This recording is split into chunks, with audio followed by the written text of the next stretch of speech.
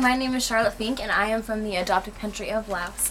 And so this is going to be the second video. What I was talking about in the first video was the different problems concerning gender equality, infant and child mortality, and maternal health. So let me just go over what I talked about a little bit in the last video, and then we'll move on to some solutions that I have thought about for these problems.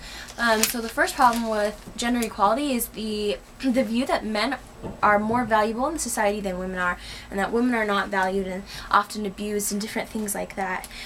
For infant mortality, there's problems like there's not enough contraceptives, so women are having babies from the time that they can have babies until they are unable to have children at all.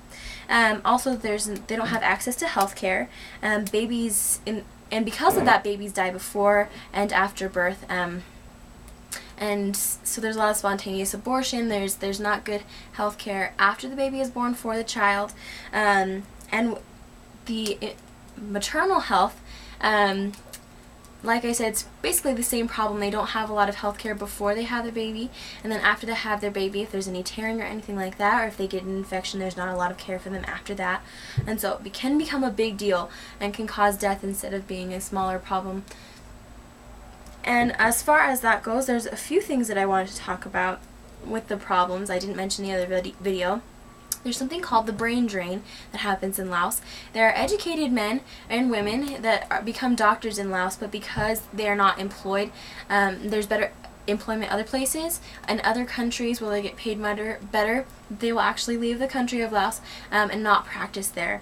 And then another thing is, one of the things that they believe in Laos is that after birth, there are like demons still in the woman's body, and so there's a certain amount of time where she should not breastfeed the child because it'll transfer to the child. And I'm sure this isn't believed everywhere, but this is just one of the examples of knowledge about infant health that they need to be informed about. And so when this happens, they don't breastfeed their baby for a day or two, which means the baby's not getting the nutrients it needs. And also, there's a special thing in breast milk right after the baby is born called colostrum, and it's actually really important for the baby to get that because it has essential nutrients and antibodies, and the babies need that for to build up their immune system. So that's really important. That's something that's not happening in some cases. So going towards the solutions, I'm going to talk about empowering women, or the problem of that women are not viewed as valuable. So what are some ways that we can make women seem more valuable and men can see that they do have value and they can help in the family? So this is a little bit away from that, but as far as one of the solutions is education, but there's no way to get education unless a woman can get to it. And so one of the things I'm going to talk about with all three problems is transportation. And so if a woman wants to be educated, she has to go to a different school, and so it's not always easy to get there, especially in Laos. There's not very good infrastructure, and the roads that they do have are mostly muddy and gravelly. And so transportation would really help. It would also create jobs. If the government decided to get a better infrastructure to build bridges and roads and things like that, it would create jobs for different men in Laos, and they can bring home money to support their wives and different things like that. But as far as when the roads are completed, women can have better access to get to where they need to go, so education and different things like that.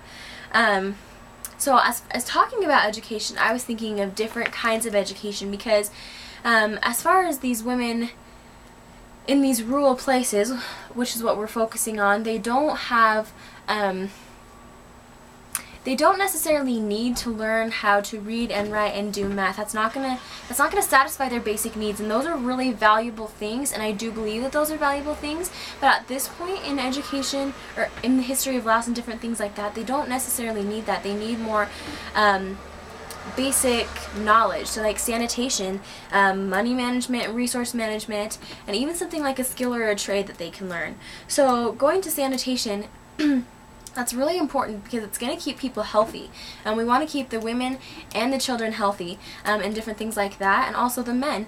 And just a side note here, just because we're empowering women, it doesn't mean we want men to be less empowered, because we want them to be equal. Coming from a gospel perspective, we think of that easily, but especially in these developing worlds, especially in Laos, they're not considered equals, and so that's something that we're trying to fix. So I believe if they learn these skills, that's something that's going to make them look a little bit more valuable in their society. So going back to that, sanitation is really important. Also, if they learn like a skill or a craft, so if they learn how to make clothing or make rugs, some sort of art form or craft or skill or something like that, they learn those things, that they can actually sell those things, make extra money for their family to support and help and things like that. As far as money management and resource management, I think those are very important. Resource management, because these women basically consisting themselves, or these families consisting themselves with what they make on their farms and things like that. So they have rice and they have gardens and they have animals and things like that. But what happens is they sell these things because they need money, and then at the end of or in a little while, they realize that they don't have enough food for themselves, and so they have to go out and buy rice and different things like that from people who have jacked up the prices.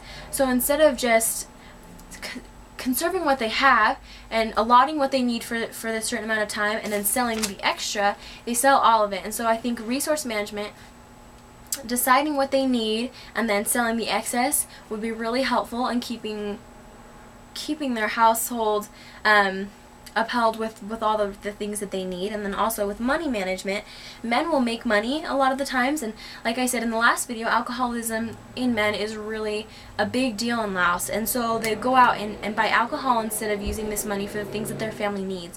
So I think money management for men and for women would be a good skill to teach, so that they have less of this problem where all the money is gone to this one thing and they don't have any money left for the family.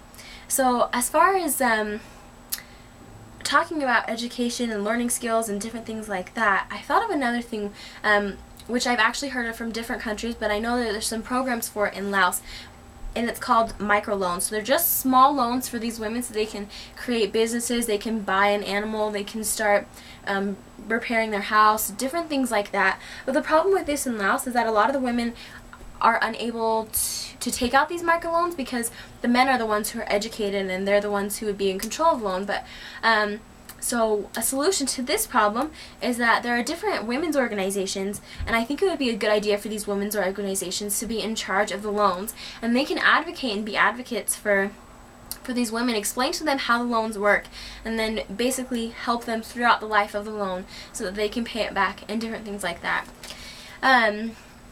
So moving on, I'm going to lump infant mortality, child mortality, and maternal health together because I feel like a lot of the solutions go with all of those problems.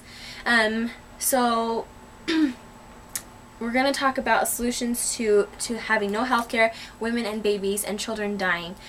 So I'm going to talk about transportation again because it's a big deal. If they have better transportation, they'll be able to go to the doctor in a different city, or a doctor will be able to come to them when they have their baby.